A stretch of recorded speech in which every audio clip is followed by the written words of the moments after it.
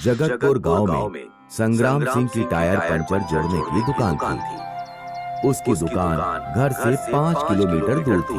वो रोजाना सुबह साइकिल से दुकान पर जाता, दिन भर काम करता और शाम को वापस आ जाता। उसका एक बेटा था, शिवा।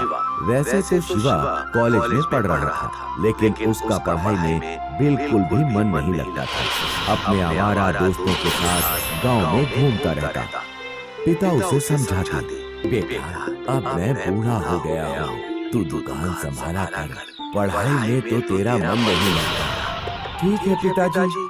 एक दिन संग्राम सिंह बहुत बीमार हो गए तो शिवा को दुकान पर जाना पड़ा। शाम को जब वो लौट रहा था तो रास्ते में उसे एक रोड रोलर दिखाई दिया। उसने देखा कि रास्ते में एक बूढ़ा आदमी दर्द से कराह रहा था और रोलर पर एक सुंदर लड़की बैठी हुई थी जो चिल्ला रही थी।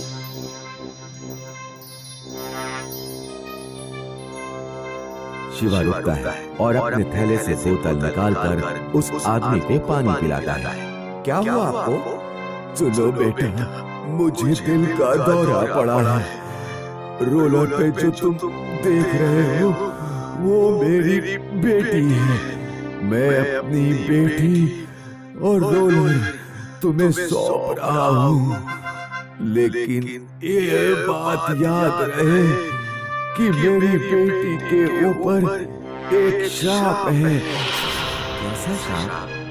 वो केवल रात में ही रोड रोलर से उतर सकती है। अगर वो दिन में उतरी तो मर जाएगी। इतना कहकर वो बूढ़ा आदमी मर जाता है।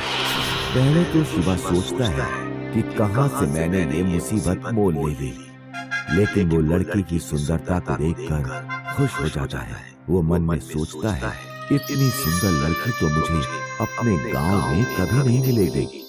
वो रोलर पर बैठकर लड़की के साथ अपने घर पहुंचता है। घर पहुंचकर रोलर से उतरता है और लड़की को उतारने के लिए हाथ बढ़ाता है।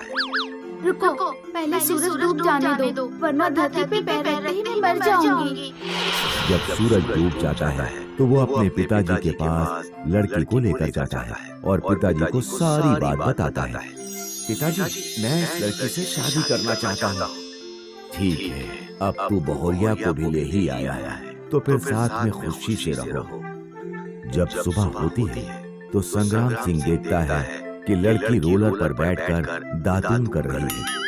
तू ये कैसी लड़की लेकर आया है? ये तो कोई काम नहीं कर पाएगी।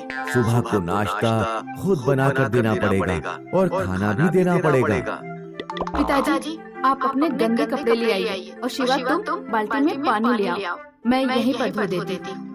एक दिन शिवा जब सोकर उठता है तो लड़की उससे कहती है, तुम जल्दी से तैयार हो जाओ, आज हम गांव में सिनेमा देखने जाएंगे। लेकिन सिनेमा देखने तो हम रात में भी जा सकते हैं। नहीं, मुझे अभी जाना है। जब दोनों रोलर से जा रहे होते हैं, पूरा गांव उन्हें देखकर हंसता है। साइकिल चलाने वाले बच्चे भी रोलर से आगे निकल जाते हैं। देखो, भैया और भाभी अपने लोहे की गाड़ी पर बैठकर जा रहे हैं, जो बैलगाड़ी से भी धीमी चलती है। रोलर से तो हम रात तक भी नहीं पहुंच पाएंगे। रास्ते में हर जगह रोलर में डीजल भरवाना पड़ता है। घर लौटते लौटते शिवा के सारे पैसे खत्म हो जाते हैं। अगले दिन शिवा सोकर उठता है तो लड़की कहती है, आज मुझे बाजार में कपड़े खरीदने जाना है। रुको। शिवा घर के अंदर से एक बड़ी सी केन अपने सर पर लेकर आता है और रोलर पर बैठता है। इसमें क्या है? अरे, इसमें डीजल है।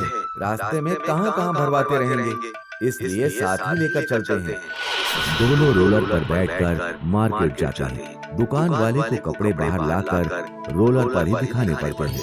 रोड पर ट्रैफिक जाम हो जाता है। लौटते समय डीजल खत्म हो जाता है। शिवा एक हाथी पकड़ कर लाता है और उससे रोलर को खींचना पड़ता है। एक दिन संग्राम सिंह शिवा से कहते हैं, तूने सारे पैसे डीजल पर खर्च कर दिए, अब हम घर में क्या खाएंगे पिएंगे?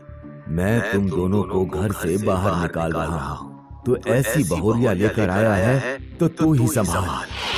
संग्राम सिंह दोनों को घर से बाहर निकाल देते हैं। अब क्या करें?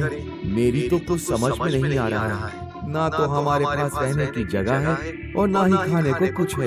ठंडे दिमाग से काम लो। तुम ऐसा करो, गांव के रोड डालने वाले ठेकेदार से जाकर बात करो।